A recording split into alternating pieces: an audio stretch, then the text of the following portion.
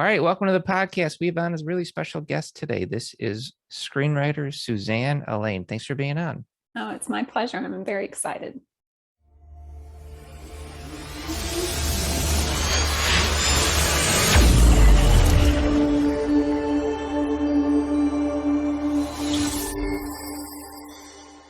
So you actually have a film right now in theaters called Mr. Malcolm's List.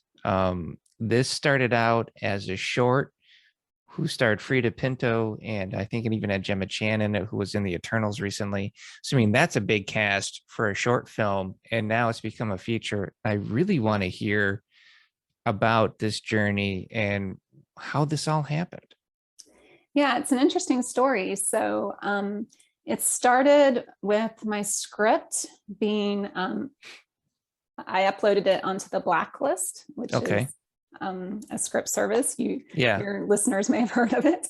And I paid for a review and it scored a 9, which was pretty good. Yeah. So that's really how I kind of broke in there. There's a longer prelude to that because, like most writers, screenwriters, it's definitely not an overnight success. It takes many years of trying different methods to break in. But that's kind of what broke me in was when I got the 9 rating on the Blacklist. And I, at that time, was able to get representation.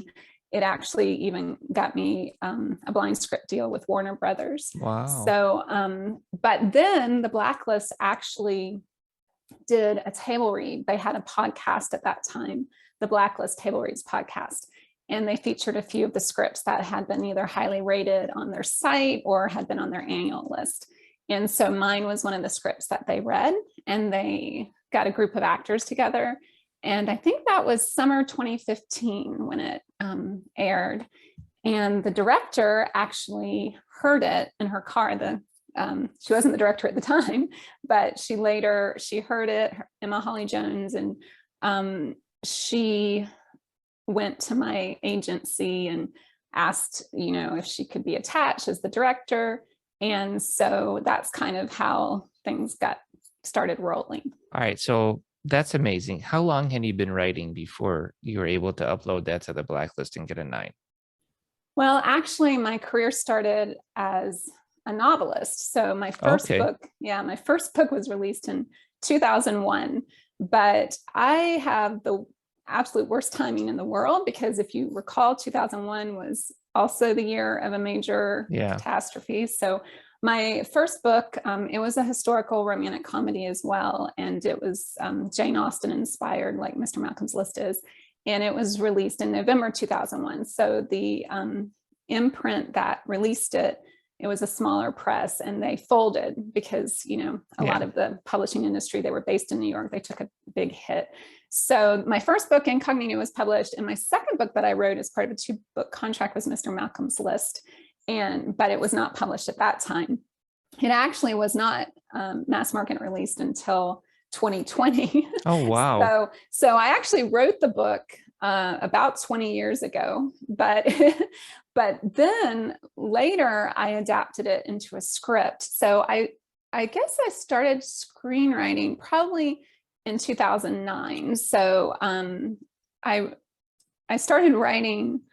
Writing, I started when I was like 5 or 6, but as far as, this journey, it's really been a lifelong journey. You've put the work in. I think it's important for people listening to know that you've put the work in, that it's not like you started writing and then, put it on the Blacklist because everybody's done that. And then, oh, look, you got a 9. Like, you've earned this. You put the time in, you adapted your own work from a novel into a screenplay, which in of itself is hard to do. Yeah, it was funny. It was actually the idea came to me because some of the reviewers of my novels had mentioned they loved the dialogue and they could see it as a film. And that is kind of what, started that spark, because I love to write dialogue. And I actually am not as fond of writing description. So and my That's characters, funny. You're a screenwriter at heart, but you started as a novelist. Yes, exactly. So when I started screenwriting, I actually found that I love that medium. Awesome. Like it's my favorite. I enjoy, I mean, to me, writing a screenplay is just like a fun challenge. It's just like, it's, the blueprint, the architect, you're the architect of the film. So it's just different. It's definitely not the same as writing a novel, which is to me a little more laborious, but has different rewards. I think a fun challenge is an accurate way to describe screenwriting. I love it. I love when I get a script, especially from somebody else, and it is just an utter mess. And I'm like, okay, how do I fix this? Like I get this fire within me. So I get it. So I love that challenge of sitting down in front of a blank screen and going, okay, how do I make magic happen? So it started out as a novel, you adapted it into a screenplay, it did well on the blacklist, you got representation, absolutely amazing, found a director, had a table read, and then we got it made into a short. So was that a plan to try and use it as a proof of concept to get a feature? Yes, exactly. Okay. So it was interesting when this script first started making the rounds and was discovered, if that's what you want to say. People were telling me I had zero chance of getting a period piece made in Hollywood. They're like, nobody wants to make a period film. Now, things might have changed a little bit. This was, of course, like when I started 2011, 2012, when it first, it actually placed in a few contests as well before it was discovered on the blacklist. So, and I had a few producers call me about it, but they just were like, this is not possible. You're not going to get a period piece made. So the director, I think, ran up against similar challenges, but Refinery 29 wanted to help female filmmakers. So they kind of had this little series of female filmmakers where they would put up the money for them to make a short film. Wow. And that's how Emma Holly Jones got the money we actually went to England in 2018 and we shot for 3 days in London. And somehow she and the producers were able to get these just amazing stars to agree to be in the short film. And then a lot of them stuck around for the feature film. So, and actually Frida Pinto, who stars in the short film, stars in the feature, and she's an executive producer on the project as well. That's amazing. So when it came to, I mean, how long did it take to get steam for it to roll into a feature from the short? It took a while, mostly because then the pandemic hit. Oh. So it was originally, I believe, supposed to go into production in 2020. And then it finally did go into production in like the spring of 2021. So it got pushed, almost a year because of the pandemic. So it was scheduled like, I think, summer of 2020, and then it got pushed. So Jane Austen styles kind of inspired you to write this period piece of Mr. Malcolm's List. What were you trying to get out thematically throughout the film? That's a good question. I think I'm not necessarily that deep. No, it's funny when people come to me and tell me all the themes that they get running through this, and I'm like, wow, really? Oh, good. And that's funny. I think probably the theme is love conquers all, which is a pretty universal theme. I really just want people to laugh and to escape, and for them to have fun, and I'm as much about comedy as I am about romance. Well, that's wonderful. It's very comedic. So it is inspired by Jane Austen, but she's hilarious. In fact, I'm a super fan of all the adaptations of her works, like Emma 2020 and Joe Wright's Pride and Prejudice. But it's a little more farcical than Jane Austen. And I would say it's like Jane Austen meets Oscar Wilde type thing. Oh, that's So cool. yeah, so I'd say, you know, definitely there's themes about love, there's themes about you know, being critical, judgmental, you know, like missing out on love by being too critical or judgmental or Well, I think that plays into, no, I think that plays into today's society, especially if you look at how app-like services for dating really kind of pigeonhole you into being hypercritical. You look at someone's Tinder profile or whatever it is, and you go, oh, okay, I'll just swipe no. I mean, it's like you're ordering a pizza, you know, it's kind of silly. So I think if that's kind of what you're building into thematically, I think it is going to resonate with people. Yeah, it's funny you should say that, because that's what the director did an interview, and she was saying it's very much like our modern day era where you just swipe on left or right on Tinder, and then, you know, it's very quick, you know.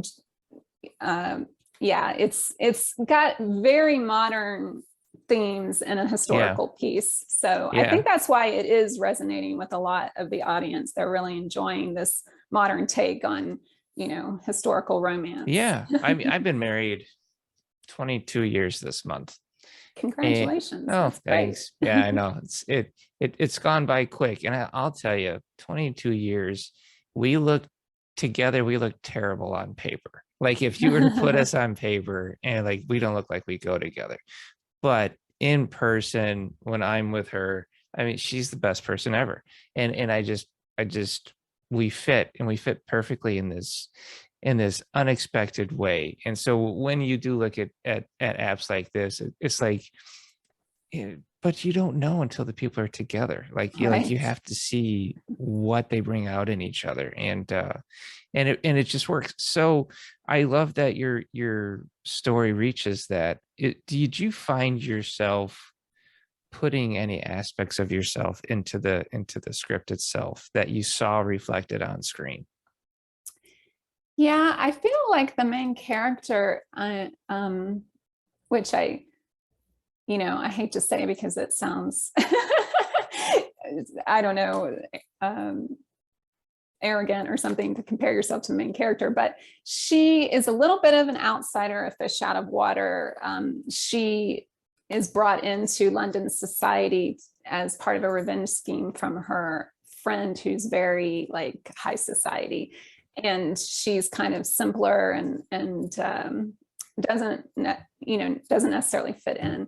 And I feel like that is very similar to how I feel a lot of times. In fact, even doing all this promotion, going to the premiere last week with, you know, all these that Hollywood had to be stars. So crazy, right? Yes, it was interesting. So I'd say I definitely you know, empathize with her and some of her feelings, and went into the script, the book and the script. And then I'd say too, some of the lines I really just love, like just hearing some of the lines that were there from the beginning 20 years ago when I wrote the novel, and then they've made it. And they're just, you know, there's a funny one that Oliver Jackson Cohen says, which I'm probably going to quote incorrectly, which is funny because I wrote it, but I'd have done the same thing.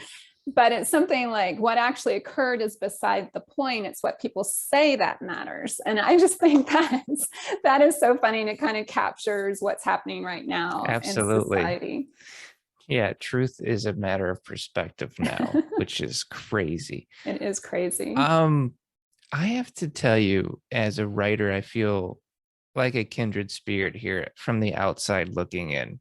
And I have to wonder how many other writers are like that. Like, we have our successes, we have our experiences, but we are the observers, right? We are the observers of culture, character, and our surroundings. So you're going through this incredible red carpet experience around all of these movie stars, but you're still a writer. So you're still kind of taking a step back going, this is kind of crazy. And you're observing it all.